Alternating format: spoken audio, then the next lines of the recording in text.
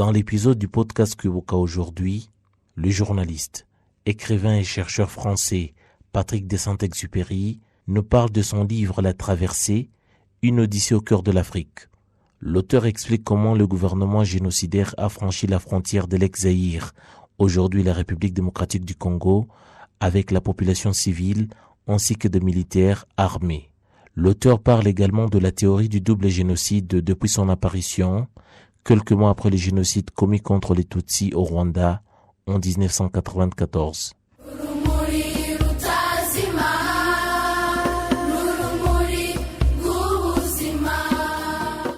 Plusieurs décennies après ce génocide, beaucoup de choses se disent, et notamment la théorie du double génocide qui ne cesse d'accroître et surtout d'être mise en avant. Mais on va comprendre d'où vient cette théorie, mais qui sont les personnes derrière cette double théorie, mais comment interroger les personnes qui ont vécu cette histoire, qui ont écrit. Ils ont également fait de la recherche là-dessus. Très heureux d'être rejoint par le journaliste, écrivain, chercheur Patrick de Saint-Exupéry.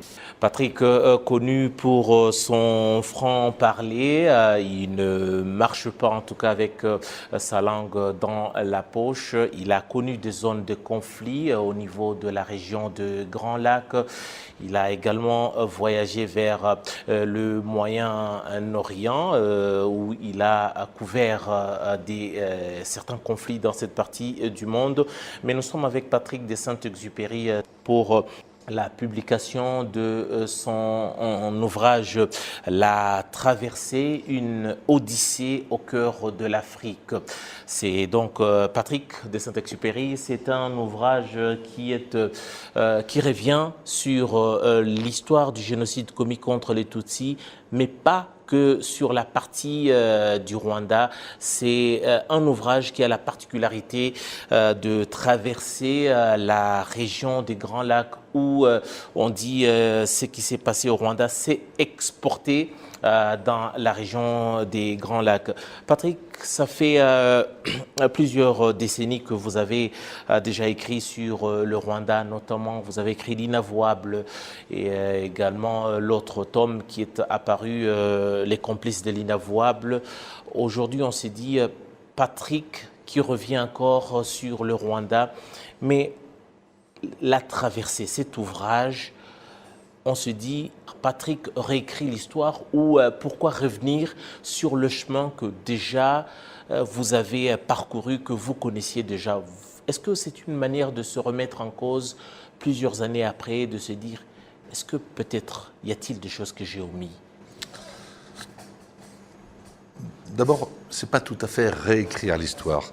C'est pourquoi poursuivre l'histoire, pourquoi ne pas s'arrêter à un moment donné. Et en fait, on voit bien qu'il y a plusieurs étapes qui se franchissent peu à peu. La première étape, qui était quand même essentielle, c'était de passer à la dénomination précise des événements au Rwanda. Et elle a mis beaucoup de temps avant qu'on arrive à poser que l'événement en 1994 au Rwanda est le génocide des Tutsis. Il a déjà fallu énormément de temps. Mais une fois que ça a été posé, ça a entraîné un deuxième discours qui s'est construit.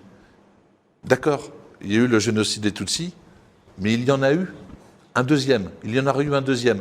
Et c'est à ce moment-là que les choses basculent et que l'on arrive au deuxième génocide.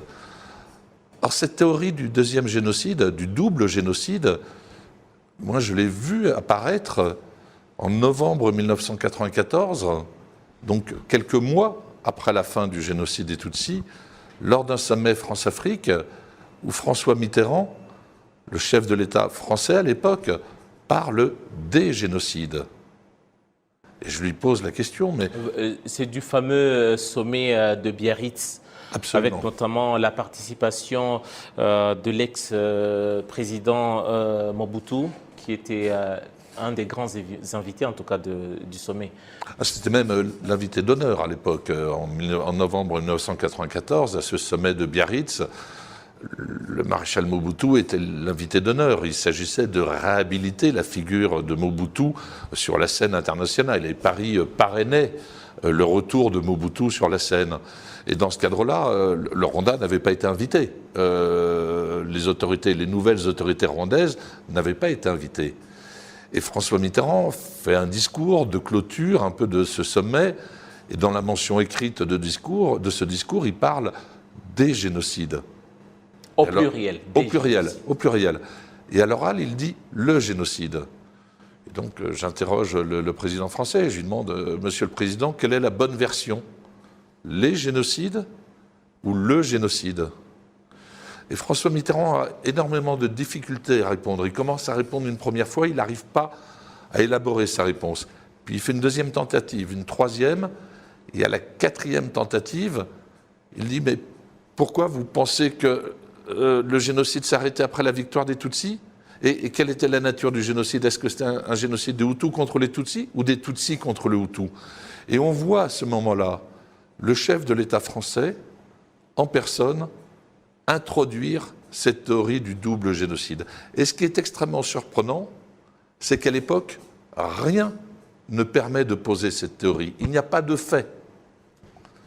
Et donc, dans le premier ouvrage que je vais consacrer au Rwanda, qui s'appelle L'Inavouable, que vous avez cité, cette théorie du double génocide, je vais en faire mention, mais en quelques lignes. En tout cas, vous n'allez pas au-delà de quelques lignes. Vous n'avez pas voulu aller très loin. Déjà, pourquoi? Parce que il faut déjà rappeler les faits. Vous avez découvert le Rwanda au début des années 90. Déjà, c'était à l'époque où le FPR Inkotanyi venait de lancer la bataille sur la guerre de libération venait de débuter. Vous étiez parmi les personnes qui connaissaient, qui comprenaient les tenants et les aboutissants de ce qui s'est passé au Rwanda. Vous êtes ensuite revenu au Rwanda en plein génocide au mois de mai, dans des conditions particulières. Déjà, quand vous entendez le chef de l'État français avec déjà tous les soupçons, toutes les accusations qui pesaient sur la France et sa présidence, comment vous vous êtes senti déjà? J'étais très mal à l'aise, et c'est pour ça que j'en parle en quelques lignes de cette théorie que pose François Mitterrand du double génocide, pour dire en gros qu'en quelques lignes, je dis que c'est complètement farfelu, et que ça ne mérite pas de s'y attarder, parce qu'aucun élément ne va à l'appui de cela. Donc j'assiste à la construction de quelque chose de complètement artificiel, et je dis simplement c'est artificiel, revenons aux faits. Regardons ce qu'il s'est passé. Et donc, dans ce premier ouvrage, je reviens un petit peu sur toute l'expérience accumulée, les histoires accumulées, ce que j'ai vu, ce que j'ai constaté au Rwanda de 90, où j'étais présent, comme vous l'avez mentionné, à 93, où je suis revenu au Rwanda en 93, pendant le génocide en 94, pendant l'opération turquoise, où j'étais présent, et toutes les discussions et les questions qui se posaient. Voilà. Mais ce qui est frappant, néanmoins, c'est que le génocide s'est à peine terminé que déjà le chef de l'État français introduit cette théorie du double génocide. Et cette théorie du double génocide est une forme de négation du génocide. Ce n'est pas une forme directe, parce que la première négation la plus directe, c'est de dire qu'il n'y a pas eu de génocide des Tutsis. Mais c'est une négation indirecte, en ce sens qu'elle permet de renverser les rôles, ou en tout cas de les mettre à égalité. Elle permet de transformer les victimes en bourreaux et les bourreaux en victimes, et de jouer avec les plateaux de la balance, de tout rendre confus. Et c'était le propos de François Mitterrand. Il s'agissait de rendre l'événement de 1994 totalement confus. Totalement confus, mais en parlant déjà des génocides, était-il une façon de... c'est ce déni qui continue ou qui naissait déjà à l'époque avec ses propos, ou c'était également une autre façon de se dédouaner de ce qui venait de se passer au Rwanda? Les deux. C'est une façon de se dédouaner et c'est aussi le début du déni.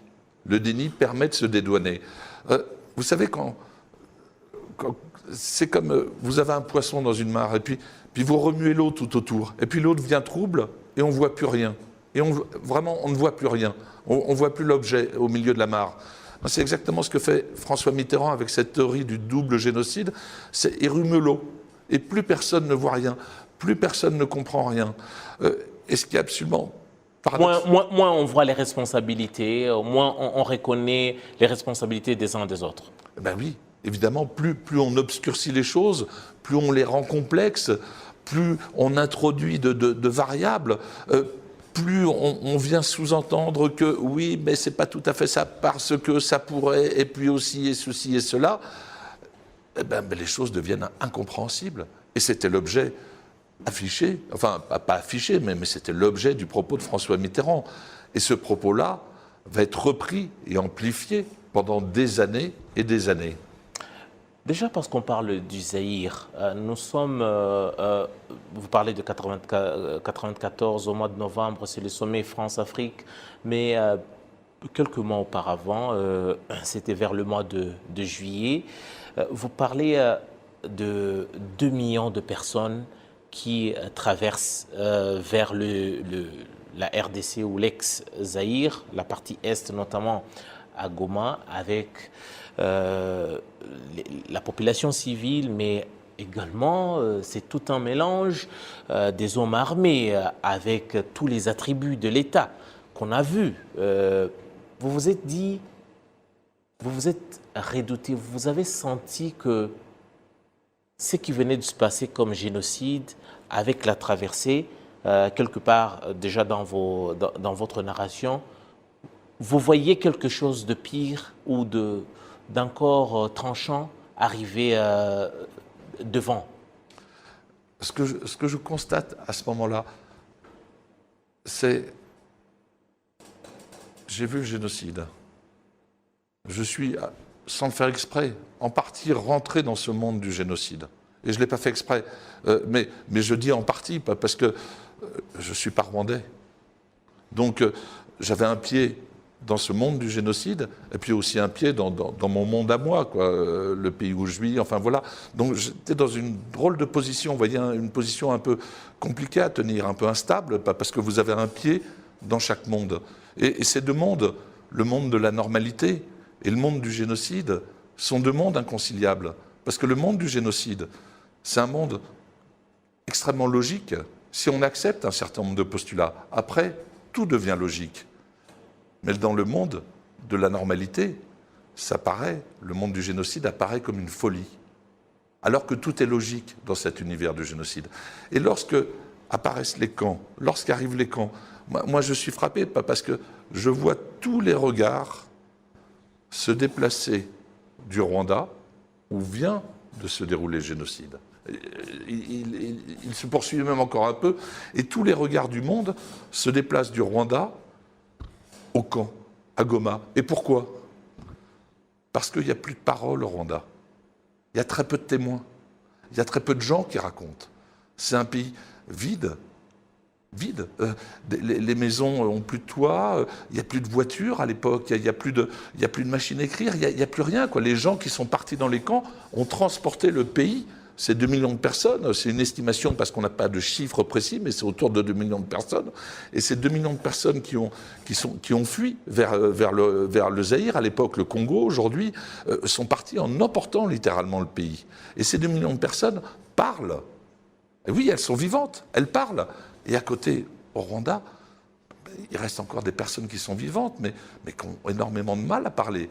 Et puis c'est un pays dévasté. Et donc les regards du monde entier vont se tourner vers ces camps, parce qu'au moins il y a juste la parole. Et donc on va leur donner le micro, on va leur tendre le micro. Et dans les camps, très rapidement, qu'est-ce qui va se passer? Les extrémistes, ceux qui ont fomenté le génocide, ceux qui l'ont construit, vont développer un discours de négation, vont essayer de renverser la causalité des événements, et vont dire « c'est nous les victimes » dans les camps. Et ils peuvent le dire, ça marche devant les caméras du monde entier, pas parce que on a faim, on a soif, nous sommes dans la misère, c'est ce qu'ils vont dire, et c'est nous qui sommes en train de mourir, et lors de toute cette marche, nous sommes morts. Et ils peuvent le dire, ils parlent. Et à côté, au Rwanda, il y a très peu de gens qui peuvent parler, parce que le génocide est passé par là. Et donc on a un déséquilibre absolument incroyable de la parole.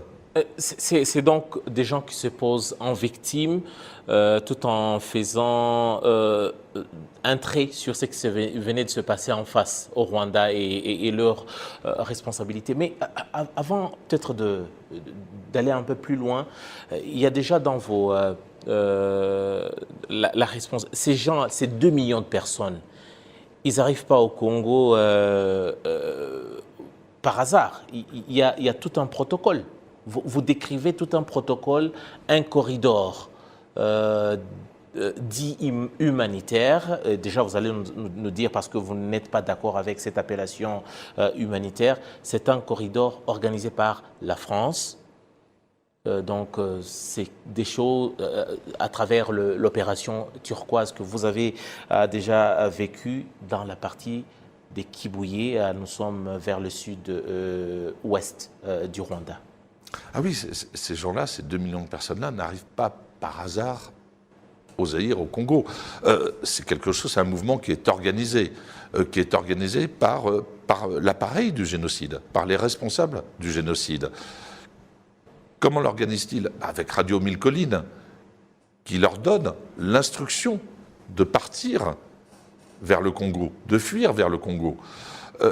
L'armée d'Habyarimana fuit vers le Congo sur ordre. C'est un exil qui est organisé, provoqué. Il s'agit, et c'est ce qui est dit dès ce moment-là, il s'agit de préparer la suite.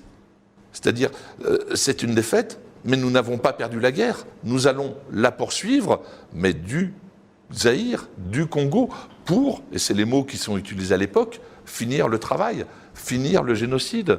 C'est une défaite, mais la guerre n'est pas finie. Et pour pouvoir poursuivre cette guerre, cet appareil du génocide emporte une population civile la plus importante possible avec lui pour se protéger, parce que cette population civile va être son bouclier. Va être aussi, s'ils arrivent à reprendre la main sur l'idéologie de cette population, ça va être aussi l'arme qui va permettre la reconquête. Mais dans ces civils, il y a des assassins, il y a des gens qui ont tué, il y a des gens aussi qui sont restés passifs pendant le génocide. Donc, passif, ça veut dire, c'est quand même aussi un soutien un peu tacite, et puis aussi des gens qui se sont retrouvés emportés là sans savoir ce qui se passait. Et on va trouver, bon, c'est essentiellement une population Hutu, mais on trouve aussi des Tutsis, parce qu'à l'époque, tout bouge, tout va très vite. Et lorsque les Français interviennent pendant l'opération turquoise, ils vont créer dans un premier temps ce qui va être appelé une zone humanitaire de sûreté dans le sud-ouest du Rwanda. Moi, j'appelle pas ça une zone de sécurité, j'appelle ça un protectorat français. Des chercheurs, des écrivains qui ont publié, des journalistes qui ont fait sortir plusieurs publications sur le Rwanda et notamment les génocides commis contre les Tutsis, qui ont voulu en savoir un peu plus sur votre ouvrage La Traversée. J'aimerais bien qu'on puisse revenir sur quelques-unes des questions que vous allez nous faire plaisir de répondre. On va suivre ces questions et puis on revient avec les réponses de Patrick de Saint-Exupéry.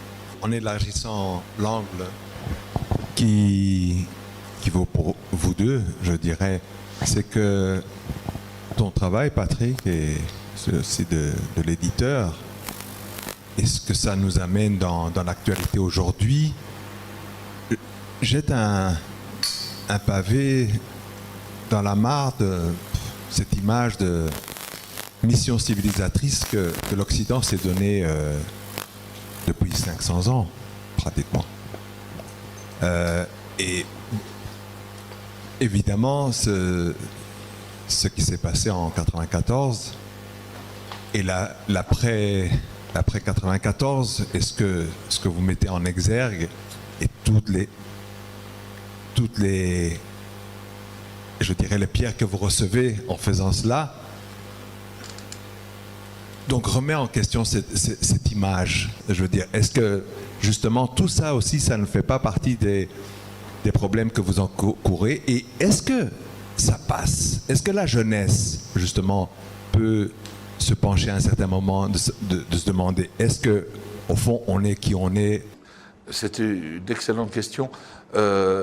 Et oui, je crois que ça passe, que les temps sont mûrs, que la jeunesse, mais en France comme au Rwanda, est d'une immense curiosité.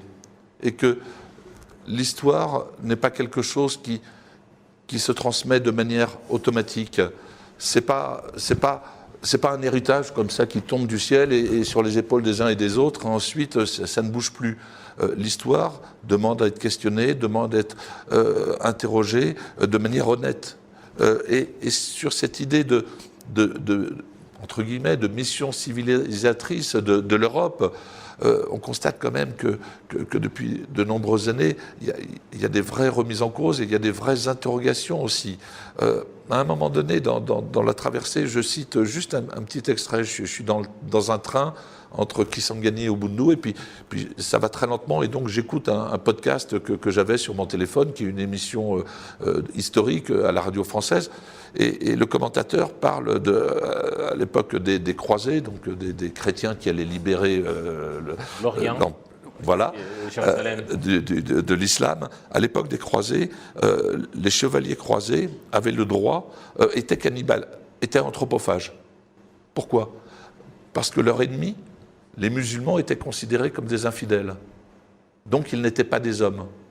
Donc, si on mangeait le corps des ennemis, il n'y avait pas de crime puisque ça n'était pas des hommes. On pouvait manger le corps des ennemis. Et j'entendais ça en plein cœur du Congo, qui est un endroit un peu énormément mythifié dans l'histoire, le cœur des ténèbres, enfin Conrad, etc. Et puis Dieu sait que dans l'imaginaire occidental, européen, l'histoire d'anthropophagie, de cannibalisme sur l'Afrique, ça court de manière totalement considérée. Et je me disais, mais c'est quand même incroyable. Nous avons été cannibales de manière autorisée. Et je m'interroge, et ça tient en une ligne, où à ce moment-là, dans ce train un peu perdu au fin fond du Congo, où était la civilisation? Et je crois que nous sommes rentrés dans ce moment, peut-être, enfin je l'espère, de l'histoire, où on va commencer à pouvoir déconstruire un certain nombre de choses, d'idées, non pas pour simplement les adapter au monde tel qu'il est. Et le monde tel qu'il est n'est plus le monde du 19e ou du 20e siècle. Nous sommes dans une autre époque, dans une époque mondialisée, dans une époque interconnectée, et toutes ces facilités de pensée, toutes ces réductions à des caricatures, la vie est en train de les éclater. On va suivre un autre intervenant qui vous a posé la question, et puis on revient une fois de plus. Démographiquement parlant maintenant, je ne connais pas les chiffres, mais je crois qu'il y a une grande majorité qui sont nés après 94, donc la jeunesse. Et en même temps, je me demandais, malheureusement dans la diaspora, il y a aussi une partie de la jeunesse il y a un certain groupe qui font partie d'une fraction, je dirais, négationniste. Il y a notamment Jambo News en Belgique. Et je me demandais, qu'est-ce que vous pensez quand on ne va pas réinventer la roue, on voit comment les communautés arméniennes, les communautés juives et d'autres communautés ont dû continuer ce combat, maintenant passer le flambeau à leurs enfants. Comment vous croyez que nous maintenant, Rwandais, au Rwanda, Rwandais, dans la diaspora, quels seraient des outils qu'on peut soit emprunter des diasporas qui ont connu aussi les génocides arméniennes, juives, pour continuer ce combat? Parce que maintenant, de plus en plus de gens ont un détachement, entre guillemets, de soit je n'y étais pas, ou les négationnistes, c'est ceux qu'ils ont entendus à la maison, c'est ceux que leurs parents leur ont dit, et encore une fois, ils n'ont pas ces faits, donc eux, ceux qu'ils entendent, ils répètent, et ils sont très instruits. C'est pas juste des gens qui disent, ils documentent, ils ont une manière de vraiment faire une révision de l'histoire, et je me dis, ces négationnistes, face à peut-être vous ici dans la salle, mes aînés, vous avez vraiment des choses concrètes parce que vous y étiez. Mais maintenant, nous, la jeunesse, si on n'y était pas vraiment, le combat devient de plus en plus abstrait. Donc je me demande quels seraient, vous pensez, les outils que la jeunesse rwandaise au Rwanda et en dehors du Rwanda devrait utiliser pour vraiment être un rempart face à cette jeunesse malheureusement aussi qui emprunte cette voie négationniste. Peut-être avant de répondre à cette question, j'aimerais bien que vous puissiez l'amener avec un des passages dans votre ouvrage La Traversée. Il y a, à un certain moment, vous parlez d'une certaine, là je cite, Je n'ai jamais vu autant de haine. Là, nous sommes au Zaïre, dans le camp des réfugiés au Zaïre. Nous avons le gouvernement génocidaire qui ne ressent pas le remords de ce qui vient de se passer au Rwanda, mais en regardant les gens, vous avez lu sur leur visage la haine, et une haine que vous décrivez être profonde. Est-ce que, déjà, si je dois faire allusion à la question qui vient de vous être posée, cette haine a pu se transmettre 27 ans après, 30 ans après, aujourd'hui? C'est cette haine que vous voyez se manifester même chez les plus jeunes qui n'ont pas vécu forcément cette époque? Alors cette haine, je la vois se transmettre au Congo d'abord. Parce que c'est ce que vont me dire des Congolais quand je vais traverser, après avoir fait la traversée du Rwanda, je vais poursuivre sur le Congo et je vais les interroger, parce que sur toute la région du Kivu, la jeunesse au Kivu est parfois un peu dans les mêmes interrogations que celle du Rwanda, d'essayer de comprendre une histoire qui ne lui appartient pas, qui s'est déjà écrite et à laquelle elle n'a pas participé. Et à un moment donné, à Goma, je croise une jeune femme qui est née en 94, voilà, comme ce jeune homme qui pose cette question et qui m'explique un peu et qui me dit, mais c'est comme un virus. Cette haine, on nous l'a donnée comme un virus. Je suis né dedans, et plus je travaille, plus j'essaye de comprendre, c'est comme un virus. Et cette idée et pour essayer de le comprendre, elle va interroger dans les prisons des soldats congolais accusés d'un certain nombre de choses, parce qu'elle n'a qu'une envie, c'est d'essayer de comprendre le monde dans lequel elle est née. Et cette haine, effectivement, a été inoculée comme un virus dans le Congo, où elle a été transmise. Et ça, c'est une maladie. Et il faut vraiment le prendre comme une maladie. Et ce n'est pas le cas de la diaspora en exil, parce que on est loin des lieux, des événements. Donc en exil, c'est un discours plus intellectualisé, plus travaillé. Ce n'est pas un discours de contamination comme ça, directe par la violence, c'est un discours de contaminé par une représentation fausse, imaginaire, biaisé, trafiqué de la trame des événements. Et donc, effectivement, le jeune homme qui pose la question a raison. C'est un combat extrêmement compliqué parce qu'il oblige à être plus intelligent que son adversaire. Et une des meilleures armes, c'est ce que je répondais, mais une des meilleures armes, je crois, qui puisse exister pour répondre à cela, c'est d'inviter, dans la mesure du possible, petit à petit, ces jeunes négationnistes, enfin les héritiers de ce discours, à venir au Rwanda. Parce que les faits parlent d'eux-mêmes. Et vous construisez un monde imaginaire parce que vous entendez votre famille dire ceci, raconter cela. Et on vous construit un monde complètement artificiel. Et vous êtes leur enfant, vous les croyez, ils sont proches de vous.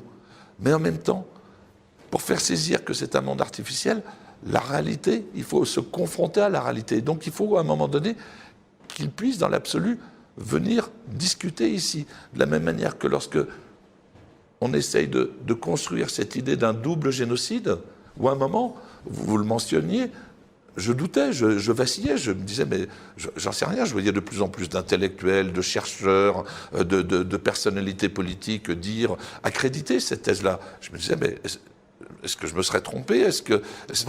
Vous êtes, malgré toutes les connaissances que vous aviez sur le Rwanda et la grande région, vous vous êtes remis en question? Mais je ne suis pas omniscient, je ne sais pas tout. Je sais ce que j'ai vu, je sais les mots que j'entends, je sais un certain nombre de choses, mais je ne sais pas tout. Et tout le monde peut se tromper. Tout le monde peut se tromper, il n'y a pas de personne qui ne se trompe jamais.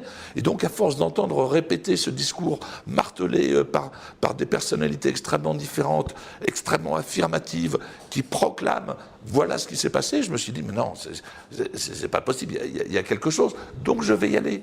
Et je vais voir sur le terrain, confronter aux faits. Et lorsqu'on va se confronter aux faits, la réalité s'impose. Et là, on sort de toutes les représentations pour être dans la réalité. Et la réalité dit des choses. Et la réalité dit quelque chose qui n'est pas discutable.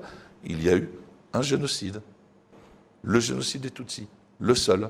Au Congo, il s'est produit une tragédie, ça a été extrêmement difficile, il y a eu des morts, il y a eu des massacres, bien sûr, oui, il y a eu beaucoup de douleurs au Congo. Mais ce n'est pas un génocide, c'était une guerre. Et on n'a pas le droit de mélanger les choses comme ça. Dans votre ouvrage, La Traversée, on vous sent investi d'une mission de lever l'équivoque par rapport à ces appellations ou à cette appellation, à cette double théorie du génocide. Pourquoi vous vous dites aujourd'hui, on n'a pas que les anciens génocidaires, les anciens responsables au Rwanda? Patrick, on voit même des journalistes, je vais citer certains d'entre eux, comme Judy Rivers, qui dit avoir été au Congo, interrogé, notamment à Kisangani, où il a été. Tout à l'heure, vous avez évoqué votre passage entre Kisangani et Ubundu. Elle a été dans cette région, mais elle ne cite pas beaucoup la partie du nord Kivu, à Goma, où vous pointez du doigt comme le socle même de la suite des événements au Congo, cette haine, notamment dans les camps des réfugiés. Vous vous dites, comment expliquer qu'on a aujourd'hui les défenseurs de cette théorie du double génocide qui ne sont pas rwandais, des gens comme Charles Onana, qui n'ont pas forcément une histoire avec le Rwanda? Pourquoi toute cette mobilisation? Qu'est-ce qui mobilise ou qui mobilise toutes ces personnes pour mettre en avant ces théories? C'est compliqué comme question. C'est très compliqué comme question. La réponse à cette question, en tout cas, parce que la première chose qui est compliquée, c'est d'abord de ne pas porter d'intention aux gens.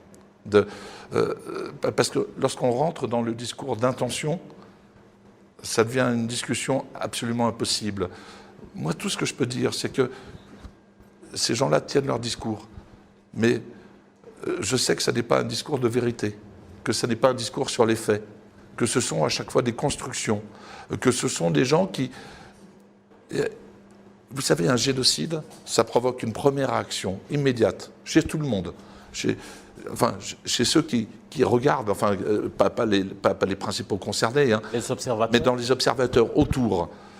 Ça provoque une réaction, mais qui est partagée et qui est profondément humaine. Et la première réaction face à un génocide, c'est « je ne peux pas y croire, je ne veux pas y croire ». Parce que un génocide oblige, si on veut essayer de comprendre un peu, de rentrer dans sa logique, ça oblige à remettre en cause toute son humanité. On est obligé de se déshabiller. On n'a plus de peau, on n'a plus de nerfs, on n'a plus qu'une colonne vertébrale. Et c'est à ce prix-là qu'on peut comprendre ce qu'est la mécanique du génocide. Et personne n'a envie de faire cet effort. Personne n'a envie de se priver d'humanité. Et donc, on est d'abord, dans un premier temps, sur une attitude de refus, qui est humaine, naturelle, normale, qu'on ne peut pas critiquer. Et j'avais été, vous voyez, extrêmement frappé. J'avais accompagné, il y a assez longtemps, il y a 10-15 ans, une délégation de jeunes juifs venus au Rwanda, et qui avaient fait le tour du pays et qui portaient leur histoire, donc qui connaissaient les ressorts, les mécanismes et les ressorts du génocide. Et à un moment, j'avais été très frappé parce qu'un de ces jeunes, c'était des jeunes extrêmement cultivés, éduqués, s'était effondré dans le minibus qui nous transportait, avec ces mots « je ne peux pas y croire, je ne veux pas y croire ». Et lorsqu'il disait cela, il ne disait pas que ça n'avait pas existé. Il disait que ça l'était impossible, qu'il ne pouvait pas, parce que ça le remettait trop en cause, son humanité. Voilà, et après, bien entendu, il l'acceptait. Mais ces mots-là, dans l'histoire, avaient déjà été prononcés. Lorsque, pendant la Seconde Guerre mondiale, les Juifs envoient un émissaire auprès de l'administration américaine pour raconter ce qui se passe dans les camps de concentration et d'extermination. Le représentant des groupes de Juifs européens rencontre le secrétaire d'État de Roosevelt, lui expose, et le secrétaire d'État de Roosevelt lui dit « je ne peux pas y croire, je ne veux pas y croire ». Donc on voit bien que ces mots-là sont des marqueurs de la réalité d'un génocide. Ces mots qui peuvent apparaître comme un déni, en fait, viennent marquer la réalité de cet événement qui nous engloutit, en fait. Il nous engloutit littéralement. Et voilà, ça c'est un des premiers ressorts involontaires du négationnisme. Et et ces gens dont vous parlez rentrent dans cette logique-là, mais pas parce que cette question, je ne peux pas y croire, je ne peux pas y croire, on peut y répondre honnêtement. Mais on peut aussi être malhonnête dans la réponse à la question. Et ces gens-là vont, à mon sens, choisir une voie malhonnête. C'est-à-dire qu'ils vont réarranger les faits, ils vont rentrer dans des constructions intellectuelles, ils ne vont pas essayer de se confronter à la réalité des faits. Et donc on rentre dans un univers un peu surréaliste, où tout devient possible, fantasmatique, où l'on en arrive à dire des choses absolument incroyables. Les Tutsis se seraient auto-génocidés. Et on dit que c'est extrêmement logique, et puis on affirme ça avec une force, etc., avec une provocation complète, sans se rendre compte de l'indécence du propos. Et derrière, des pays, des États qui se sentent gênés d'avoir été passifs à l'époque, au mieux, et parfois d'avoir été aux côtés des hommes du génocide. C'est le cas de la France, qui a été aux côtés des hommes du génocide. Des appareils d'État vont se dire c'est une opportunité pour éviter de nous poser la question de nos responsabilités. Et on va voir des hommes d'État comme Hubert Védrine, qui a été secrétaire général à l'Élysée, ou d'autres, je ne vais pas citer tout le monde, qui vont embrayer sur ce discours du double génocide et qui vont essayer de lui donner une publicité et qui vont l'accréditer, parce qu'ils ne veulent surtout pas qu'on regarde la réalité de ce qui s'est passé. Et ces propagandistes dont vous parliez rentrent dans ce jeu et puis ils trouvent un certain intérêt, lequel je n'en sais rien. Je n'irai même pas leur poser la question, parce que moi quand je lis leurs ouvrages, je suis simplement effondré du manque de curiosité, de ne pas aller se confronter à la réalité des choses. Ces gens-là, est-ce qu'ils viennent ici? Est-ce qu'ils posent des questions? Est-ce qu'ils interrogent? Non, ils se contentent de répéter des affirmations complètement gratuites et ils rentrent dans un jeu, à mon sens, qu'ils ne maîtrisent même pas. On va prendre d'autres personnes qui ont posé des questions pertinentes sur votre ouvrage La Traversée, pour en comprendre un peu plus les tenants et les aboutissants. Souvent, quand je parle de la relation France-Afrique, j'aime mentionner le rôle de la société civile. Le rôle de la société civile dans la manifestation des faits qui sont passés ici et de ce que la France a fait ici.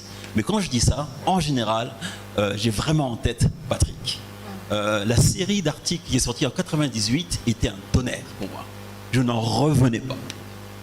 Je lisais un, le jour d'après j'en lisais un autre, je dis mais c'est quoi ça? Voilà. En plus, qu'on appelle ça là, publié dans un grand journal comme Le Figaro, avec un nom Saint-Exupéry. Bon, je t'ai jamais demandé si tu étais apparenté à Antoine, mais tout ça m'a apporté une aura. Je dis mais c'est quoi ça? Voilà. Et donc je pense que l'hommage était tout à fait mérité et je voudrais, si je peux, l'appuyer aussi.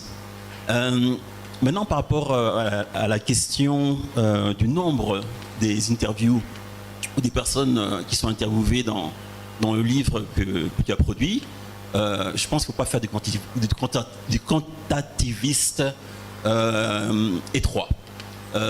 Même les travaux de sciences politiques reconnaissent l'importance de témoins de qualité profondément imprégnés par le contexte dans lequel ces personnes-là s'expriment. Et on peut avoir des bouquins qui sont tout à fait rigoureux et tout à fait convaincants avec 5 témoins. Mais si ce sont des témoins capitaux, il vaut mieux avoir 5 témoins que 200 qui disent des choses dont ils ne connaissent pas les tenants et les aboutissants. Je dois quand même te poser une question. Le jeune homme ici a parlé de nouvelle génération. Et moi, personnellement aussi, je suis assez sensible à la question de génération. Pas tellement par rapport au grand public, mais par rapport aux leaders d'opinion. Et ce que je vois, mais c'est surtout par rapport au monde anglo-saxon, c'est qu'il y a clairement un passage de génération. Ça veut dire que les journalistes, les chercheurs qui ont travaillé sur le génocide à l'époque du génocide ou juste après le génocide ont une sensibilité par rapport à ce qui s'est passé que les nouvelles générations n'ont pas. Et la question que je me posais, c'est de savoir en France, est-ce que tu penses qu'il y a une relève au niveau des chercheurs et des journalistes en particulier, qui sont ton domaine privilégié, pour reprendre un petit peu cette sensibilité par rapport à la réalité des faits de 1994. Voyez-vous les choses, vous pouvez un peu éclaircir les choses. Aujourd'hui, les choses avancent. 27 ans après, presque 30 ans après les génocides commis contre les Tutsis, le débat a-t-il évolué en France par rapport à cette question? Ah oui, très nettement, très nettement. Je me souviens, lors de mes premiers ouvrages, j'étais voué aux gémonies, traité d'hérétique, enfin, beaucoup de gens ne comprenaient pas, quoi. On me traitait un peu de tous les noms, pas forcément méchamment, mais parfois méchamment aussi. Mais ce qui n'est plus le cas aujourd'hui. Et puis le rapport Duclerc, qui redit le rapport Duclerc rendu par le gouvernement français, ce travail sur la base des archives en France, qui redit un certain nombre de choses que l'on connaissait déjà, qui en précise d'autres, est un moment important, dans le sens où une parole qui était jusqu'ici tenue comme contestataire devient une parole officielle. Et ça change tout. En tout cas, ça change beaucoup, parce que ça implique que l'État français reconnaît, je ne vais pas résumer à nouveau le rapport Duclerc, mais enfin la responsabilité lourde et accablante. Voilà, je crois que tout est dit. Après, c'est justifié, il y a beaucoup d'éléments qui viennent à l'appui de ça, une partie que l'on connaissait, quelques révélations relativement peu, mais qu'importe, c'est pas le fond. L'objet n'était pas de révéler des choses, l'objet c'était de confirmer ou d'infirmer des choses. Et là, c'est clair, les choses sont dites clairement. Donc ça, c'est un premier point, symboliquement, extrêmement important. Le deuxième point, c'est qu'il y a eu effectivement des engagements pris par l'État français pour développer des financements de travaux universitaires, pour développer toute une partie de la recherche. Et ces engagements-là ont été pris par l'État français de manière ferme. Donc, et puis le troisième point, c'est que lorsque une vérité est officiellement admise, elle entraîne aussi un certain nombre d'interrogations et d'envie de compréhension. Parce que il y a quand même un peu de deux faces. Il y a la question du génocide en lui-même, comment il a été rendu possible, comment il s'est construit, et tout cela. Mais il y a aussi comment un État comme la France, ou des responsables d'État français, ont-ils pu en venir à participer en toute inconscience à la construction de cette mécanique. Et l'on voit un certain nombre de travers institutionnels français extrêmement importants mis en cause dans le rapport Duclerc. Donc il y a vraiment cette dimension à la fois sur les études historiques et aussi sur les études politiques par rapport à la politique française et à l'institution française. Et c'est une histoire, et je crois, moi, que les jeunes générations vont s'en emparer, parce qu'elle nous interroge aussi en tant que Français. Ce qu'a fait la France, ou en tout cas ce qu'ont fait un certain nombre d'hommes d'État français, de responsables politiques français, est indigne de la France. Parlant de cette responsabilité, dans vos ouvrages précédents, notamment L'Inavouable, et puis après vous êtes arrivé avec Les Complices de l'Inavouable, où vous citez plusieurs noms des responsables de l'époque, des responsables politiques, des responsables militaires qui sont cités dans ces ouvrages. C'est tout un tas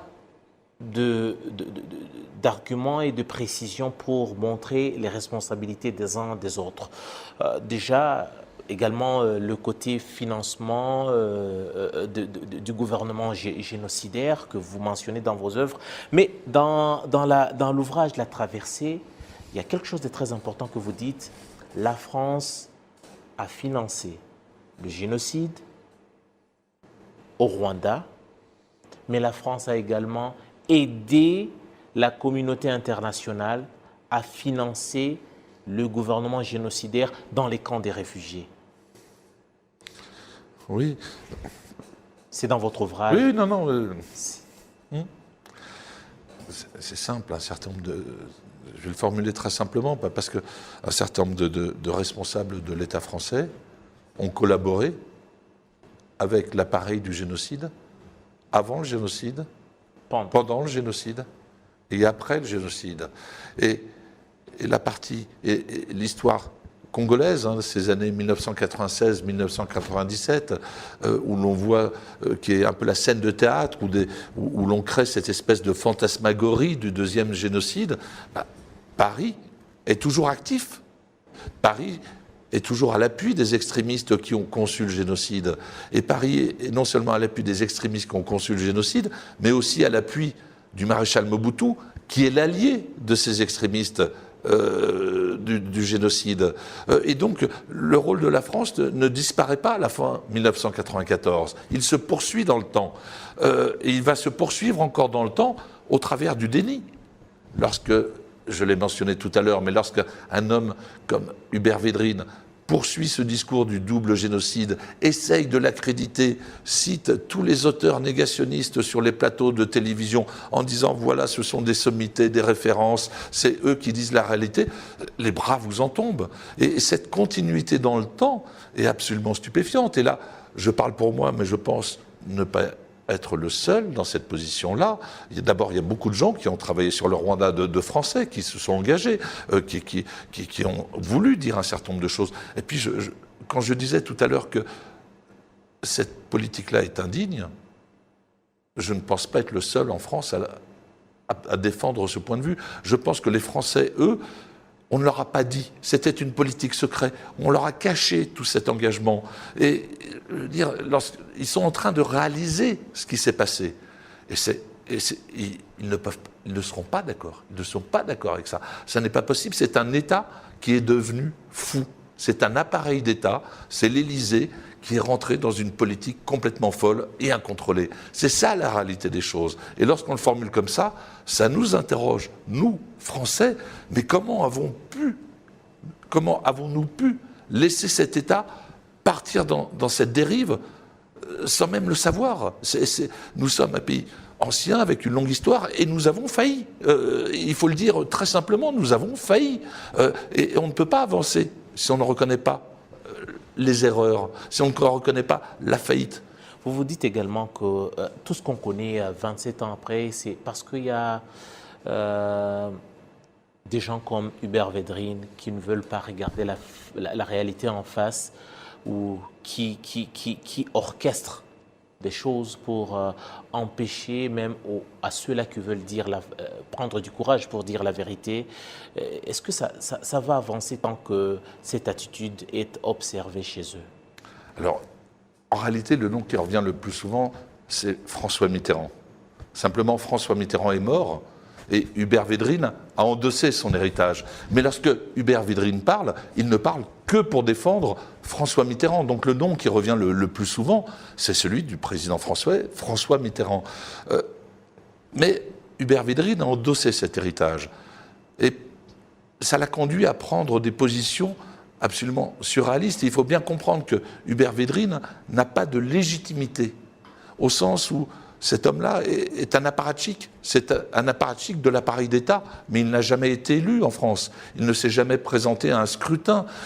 C'est un pur technocrate, un apparatchik de l'appareil d'État, jamais élu. Voilà. Donc, Hubert Védrine a pris les positions qu'il a prises, qui sont celles du déni absolu de la réalité des faits. C'est un homme d'appareil, c'est un homme... Mais là, aujourd'hui, il est dans une position très compliquée, parce qu'il essaye de dire que le rapport Duclerc le dédouane, alors qu'en fait, non, le rapport Duclerc l'enfonce complètement. Il essaye à nouveau de faire vivre une fiction. Le rapport Duclerc dit qu'il ne s'est rien passé, mais non, il s'est passé plein de choses. Et l'appareil d'État dont vous étiez responsable, parce que secrétaire général du gouvernement, on est responsable quand même du fonctionnement. Cet appareil d'État n'a pas fonctionné. C'est par lui que tous les dossiers passaient quand même. Absolument. Secrétaire général à l'Élysée. Mais évidemment, il était la courroie de transmission obligatoire. Mais, si vous voulez, nous en sommes, après 27 ans, qui ont été compliqués, parfois, la vérité est établie. La vérité des faits est établie. Lorsqu'on entend responsabilité lourde et accablante, quelque part, bon, je ne vais pas rentrer dans tous les détails, mais on arrive au constat de la vérité des faits. Mais il manque encore une part. Laquelle, Patrick? La justice.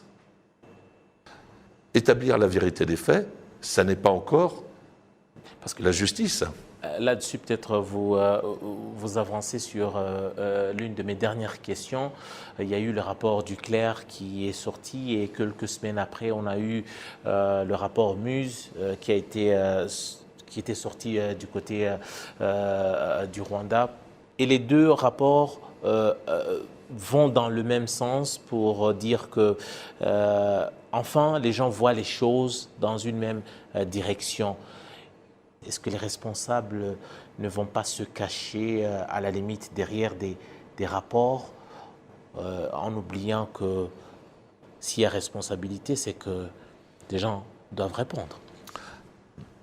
Bien sûr que les responsables vont essayer de se cacher, de se défausser, de gagner du temps. Bien sûr, mais d'abord, il y a une première chose, c'est que le crime de génocide est imprescriptible. Imprescriptible. C'est-à-dire qu'il peut se passer 10 ans, 20 ans, 30 ans, 50 ans, la justice peut toujours être rendue. C'est quand même un point essentiel. Le crime de génocide est imprescriptible, donc la complicité avec ce crime est aussi imprescriptible. Ça, c'est le premier point. Le deuxième point, c'est que moi, je constate quand même que souvent, on a tendance à attendre des États, que ce soit les États qui, d'une certaine manière, parce que c'est plus facile, qui poussent la justice à être effectuée. Mais non, ça n'est pas... Je veux dire, sur des dossiers comme cela, ça n'est forcément, et ça ne peut être, que les sociétés civiles. Et c'est aux Français, en tout cas pour le rôle de Paris dans le génocide au Rwanda, c'est aux Français d'exiger de leurs responsables, de leur État, un certain nombre de choses. Et si les Français ne le font pas, c'est un échec. Mais c'est un échec pour eux. Et c'est possible qu'il n'y ait pas suffisamment de travail de la société civile. C'est possible. Nous avons eu un précédent. C'était un préfet qui avait collaboré avec l'État nazi pendant la Seconde Guerre mondiale. Il a fallu à peu près 30 ans avant qu'il passe en jugement pour complicité de crimes de génocide. Il a fallu 30 ans. Ce préfet s'appelait Papon. C'était un homme de l'appareil d'État. Donc cette bataille pour la justice ne pouvait être livrée avant que la vérité des faits soit posée. C'est le cas aujourd'hui. Mais là, maintenant, nous rentrons dans un autre temps qui va être compliqué, qui va être long, celui de la justice. Mais cette justice-là est impérative.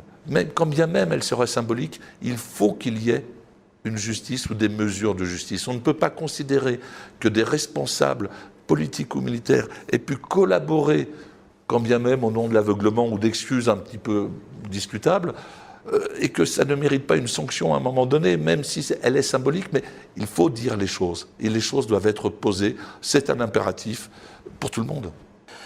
L'auteur, c'est Patrick de Saint-Exupéry. L'ouvrage, c'est La Traversée, une odyssée au cœur de l'Afrique. C'est un ouvrage, un reportage fascinant, une odyssée au cœur de l'Afrique qui revient notamment sur les étapes émouvantes, savoureuses, romanesques et des témoins qui parlent. Et Patrick de Saint-Exupéry n'est pas à sa première publication parce qu'il a écrit plusieurs autres ouvrages sur le Rwanda, que ce soit l'inavouable, les complices de l'inavouable, mais avec d'autres articles qu'il a publiés, notamment lors du génocide commis contre les Tutsis, principalement dans le journal Le Figaro. Merci Patrick de Saint-Exupéry d'avoir été avec nous. Merci beaucoup.